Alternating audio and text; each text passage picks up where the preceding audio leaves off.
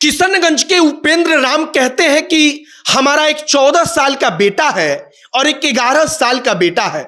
हम उसको अभी भी पढ़ा लिखा नहीं पाते हैं क्योंकि हमारे पास पैसा नहीं है। अब प्रधानमंत्री नरेंद्र मोदी ने जब दिल्ली बुलाया है तो शायद उपेंद्र राम के मन में चल रहा होगा कि हम भारत के प्रधानमंत्री के सामने जाएंगे तो अपनी स्थिति बताएंगे और कहेंगे कि हम तो ऐसी परिस्थिति में हैं कि हम चाह कर भी अपने बेटों को पढ़ा नहीं पाते। वो कहते हैं कि शादी के बाद हमारी एक बेटी हुई, लेकिन बेटी दुनिया छोड़कर चली गई क्योंकि उसकी तबीयत खराब हुई तो हम इतने गरीब थे कि उसको दवा तक लाकर नहीं दे पाए। और आज उसी मजदूर को बेहतरीन काम करने के लिए, मतलब कि मनरेगा मजदूरी में बेहतरीन सेवा देने के लिए भारत के प्रधानमंत्री ने दिल्ली बुला लिया। यही कहानी आपको हम आगे सुनाएंगे। बाकी नमस्कार, मेरा नाम है मोहित कुमार सिंह और आप जनता जंक्शन देख रहे हैं। किशनगंज के रहने वाले जो उपेंद्र राम हैं और उनकी पत्नी कविता देवी से शादी के बाद वो याद करते हुए कहते हैं कि हमारी एक बेटी हुई, हम बेहद गरीब थे लेकिन बेटी की तबीयत खराब हो गई और लिहाजा गरीबी के कारण हम उसको दवा लाकर नहीं दे पाए।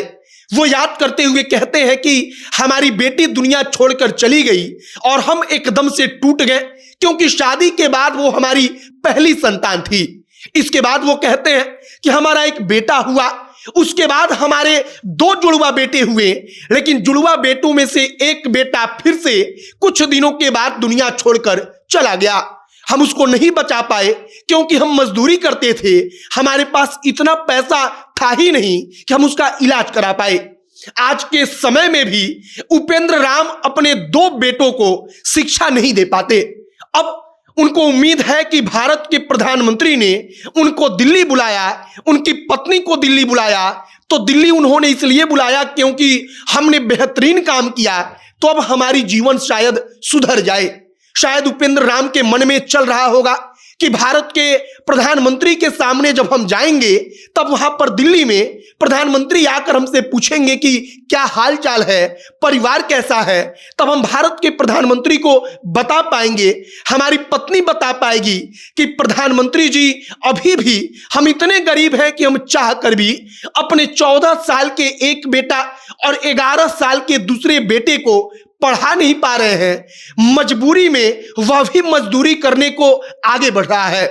फिलहाल प्रधानमंत्री ने 5 अलग अलग मजदूरों को बिहार से और उनकी पत्नियों को बतौर विशेष अतिथि बनाकर दिल्ली बुलाया है और उसी में से एक मजदूर है किशनगंज के रहने वाले उपेंद्र राम और कविता देवी। अब इनका चयन किस प्रकार से हुआ जरा सा सुनिए। ये दोनों पति और पत्नी मनरेगा के मजदूर हैं। जब मनरेगा में मजदूर काम करते हैं तब उनका एक डेटा तैयार होता है। डेटा तैयार किया गया कि आखिरकार उस पंचायत में, उस प्रखंड में सबसे बेहतरीन काम मनरेगा के तहत किस मजदूर ने किया है। इसके बाद उपेंद्र राम का नाम और उनकी पत्नी कविता देवी का नाम आगे बढ़ाया गया। कहा गया कि इन दोनों ने अगर सरकार से पैसा लिया है काम करने का तो अपना पूरे लगन से, पूरे मेहनत के साथ मजदूरी भी किया है।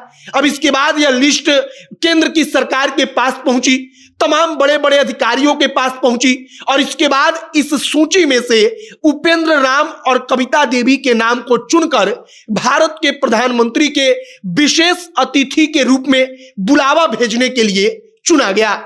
अब उपेंद्र राम और कविता देवी दिल्ली में जाएंगे, वहां पर पति और पत्नी एक साथ भारत के प्रधानमंत्री से मिलेंगे।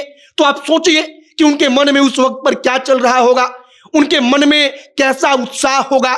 और वाकई में भारत के प्रधानमंत्री से मिलने का मौका मिलेगा तो शायद उपेंद्र राम सीधे देश के प्रधानमंत्री को अपनी जिंदगी की हकीकत बता पाए कि अभी भी आज के समय में भी वो अपने बेटों को पढ़ा नहीं पाते। फिलहाल तमाम अलग अलग मजदूरों की अपनी अपनी कहानियां हैं। यह कहानी उपेंद्र राम और कविता देवी की है जो किशनगंज जिले के हैं। अब उन दोनों को दिल्ली में बुलाकर प्रधानमंत्री सम्मानित करेंगे, उनसे बातचीत करेंगे। आगे जो तमाम तस्वीरें कल की निकलकर सामने आएंगी, जब प्रधानमंत्री उनसे मिलेंगे तो उस पर भी बातचीत करेंगे। फिलहाल हमने आपको यह कहानी सुना दी। आपकी क्या प्रतिक्रिया है, आपकी क्या राय है, कमेंट बॉक्स में लिखकर बताइएगा। वीडियो यहीं पर समाप्त करते हैं। अब अंत में हमारा नाम मोहित कुमार सिंह है और आप जनता अनशन देख रहे हैं। बहुत बहुत धन्यवाद।